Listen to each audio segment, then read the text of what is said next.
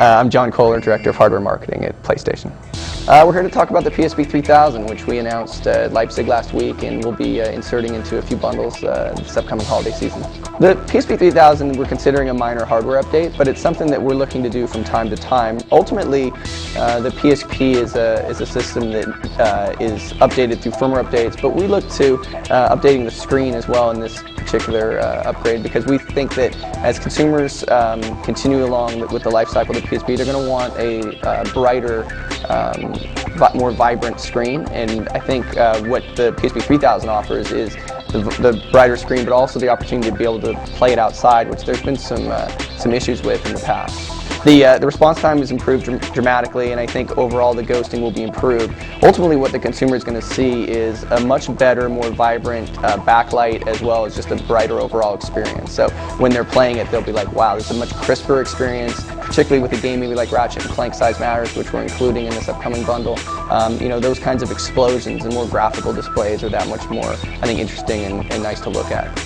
Well, we've got a 5-time improvement in the contrast ratio, and we are offering a wider color gamut, which in other words means much more pretty and much more bright to look at. And I think that when you put them side by side, when you look at the 3000 versus the 2000 or even the 1000 models, you really notice the difference. And you know, as I mentioned, the screen is really what we're trying to make sure is the foundation for all of the PSP success. So battery life will decrease by a small amount. It's material, but it's about 20 minutes, maybe 30 minutes. And that's because there's a little bit of a larger power draw with the brighter screen. That's going to be offset because we're going to have the extended life battery that's still available for consumers. So they're still going to get the 8 to 10 hours out of that battery, or the battery that comes with the PSP will now be right around 3.5 to 4 hours. We actually started looking at the mic when we started seeing the growth and the, I think, strength of the SOCOM usage model. And SOCOM Fireteam Bravo, as you're probably aware, is a game that really bucked the trend in terms of usage for PSP. First of all, it's a great online experience, but secondly, people were playing it for 3.5 hours. For a handheld, that's pretty unbelievable, and you're like, man, my thumbs are getting tired. Where, you know, on console, that's pretty much expected. It's not as expected on PSP or any handheld. So we looked at that model and said, you know what, it'd be a better experience for consumers to be able to talk directly to the PSP rather than have to always be mic'd. So we started looking at opportunities to be able to integrate into the PSP. When we knew that the brighter and better screen was coming, we thought it'd be a good opportunity to integrate at that point. It's a regular mic that's going to be used, and it does pick up sound very well, and we talked about SOCOM, but for use with Skype, it's also equally effective. And we started looking at Skype plans, as you know, about a year and a half ago. And when we started looking at that, we said, you know what, this PSP 3000 model will work very well with Skype. And we've had a lot of success in North America with the Skype integration. We obviously sell the headset that works with the Skype functionality, and we've doubled our sales there. So we have a pretty good feel for the fact that Skype's been very popular with PSP owners, and we're able to see now that that integration with the mic, I think, will be that much more helpful to that consumer. Accessory compatibility for the most part will be standard with the 2000 model.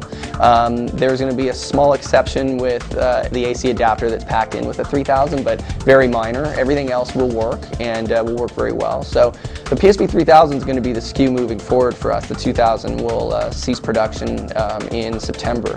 So when that stops, we'll be moving into the 3000 full time. All the accessories that are on the market must work, and they will. Yeah, so the port for video out is the same.